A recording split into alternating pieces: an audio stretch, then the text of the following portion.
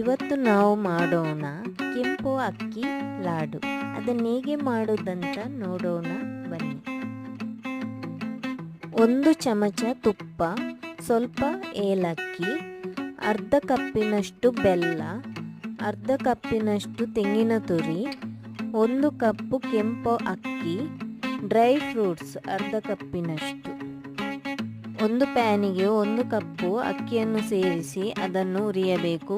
ಅಕ್ಕಿ ದೊಡ್ಡದಾಗುವವರೆಗೂ ಅದನ್ನು ಹುರಿಯಬೇಕು.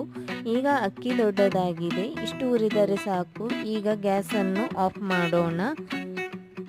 ಒಂದು ಪ್ಯಾನ್ ಇಟ್ಟು ಅದಕ್ಕೆ ತೆಂಗಿನ ತುರಿ ಹಾಕಿ ಹುರಿಯಬೇಕು. ಈಗ 1 ಚಮಚ ತುಪ್ಪ ಹಾಕಿ ಅದಕ್ಕೆ ಡ್ರೈ ಫ್ರೂಟ್ಸ್ ಹಾಕಿ ಅದನ್ನು ಹುರಿಯಬೇಕು. ಈಗ ಒಂದು ಮಿಕ್ಸಿ ಜಾರಿಗೆ ತೆಂಗಿನ ತುರಿ, ಏಲಕ್ಕಿಯನ್ನು ಹಾಕಿ ಅದನ್ನು ಮಿಕ್ಸಿ ಮಾಡಬೇಕು. ಈಗ ಮಿಕ್ಸಿ ಮಾಡಿ ಆಗಿದೆ.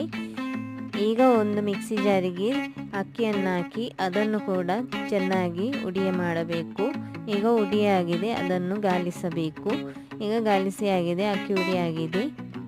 ಒಂದು ಪ್ಯಾನ್ ಇಟ್ಟು ಅದಕ್ಕೆ ಅರ್ಧ ಕಪ್ಪಿನಷ್ಟು ನೀರು ಹಾಕಿ ಅದಕ್ಕೆ ಬೆಲ್ಲವನ್ನು ಹಾಕಬೇಕು. ಬೆಲ್ಲ ಕರಗುವವರೆಗೂ ಅದನ್ನು ಬಿಸಿ ಮಾಡಿದರೆ ಸಾಕು. ಆ ನಂತರ ಗ್ಯಾಸನ್ನು ಆಫ್ ಮಾಡೋಣ.